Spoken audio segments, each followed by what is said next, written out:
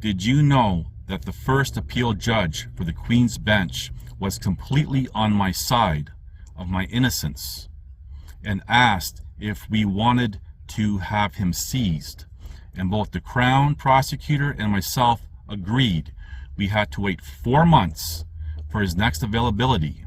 And that morning, at the last minute, I was told that that judge was replaced with another judge who completely ignored much of my filed materials.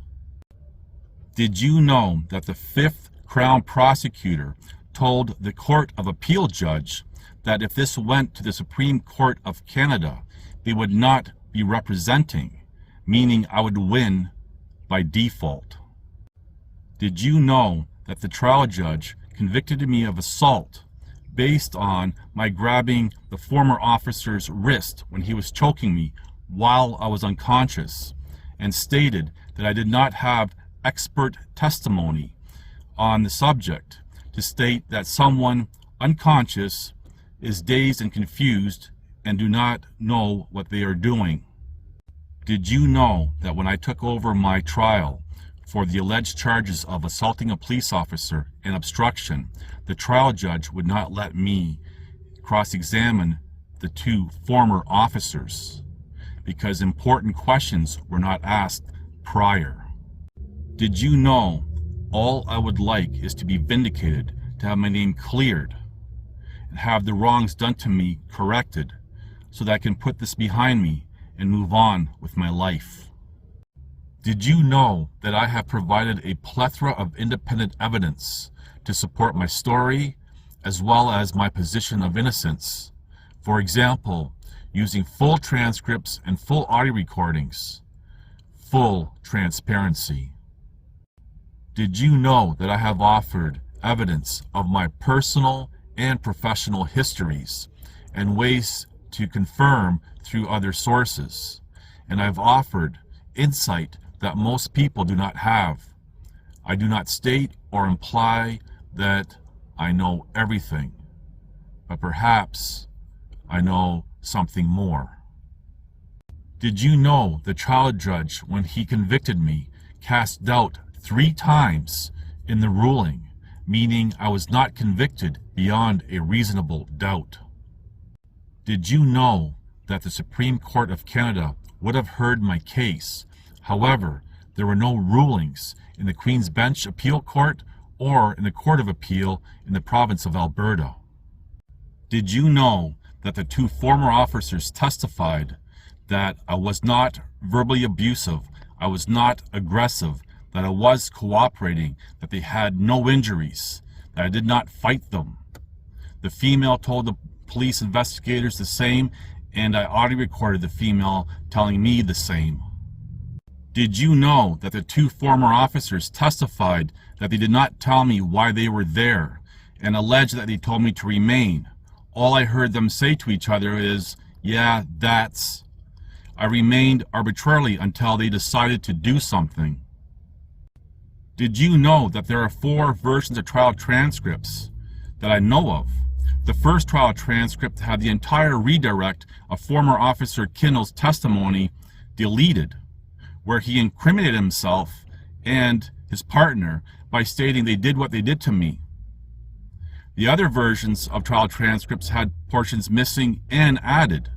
One version even stated portions omitted by request. Did you know that I've shared portions of the trial transcripts as well as portions of the audio recordings in my content?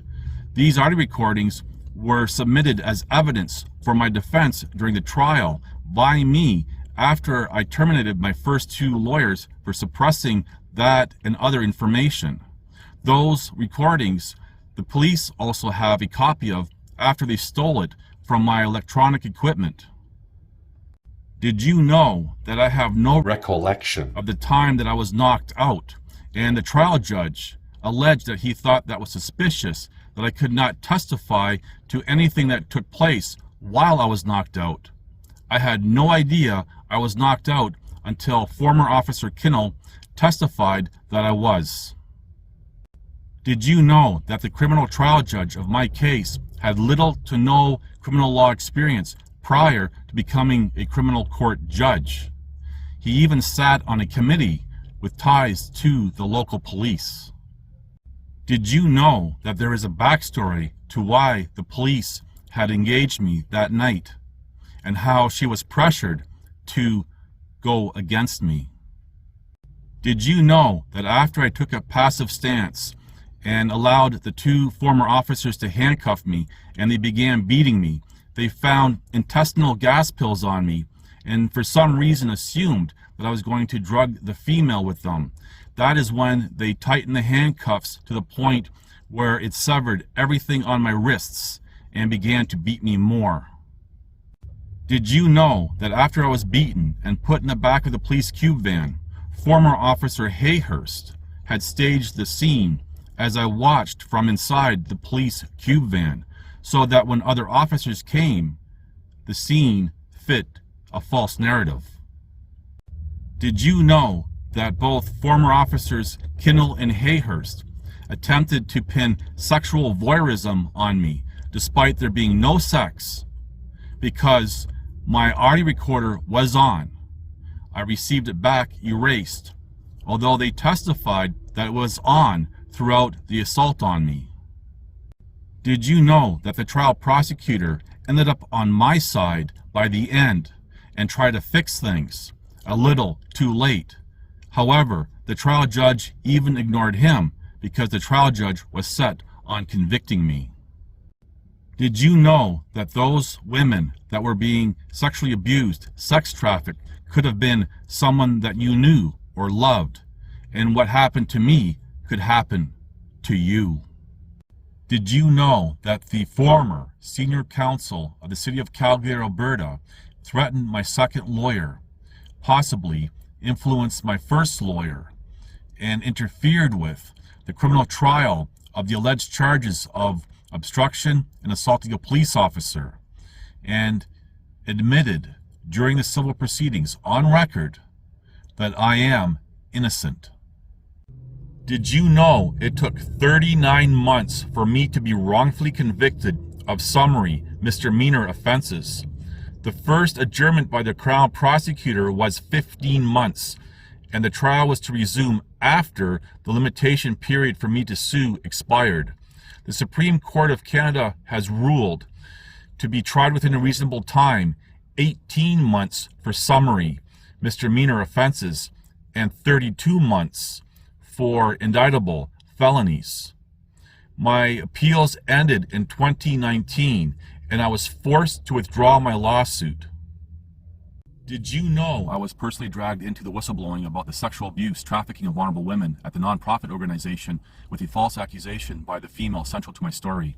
I had support from some famous people like Janice Fiamingo, who was one of many who had my complete file, including evidence.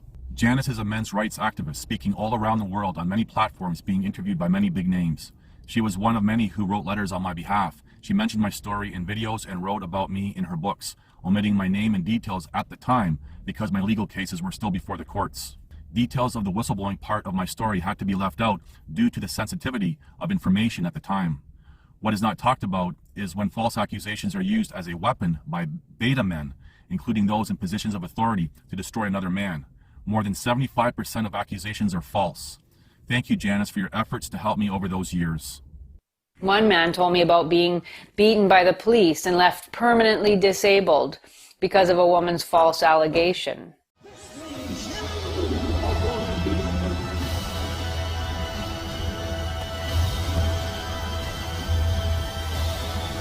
Listen to this and write it down if you can't remember it. You're never going to outgrow warfare. You simply must learn to fight.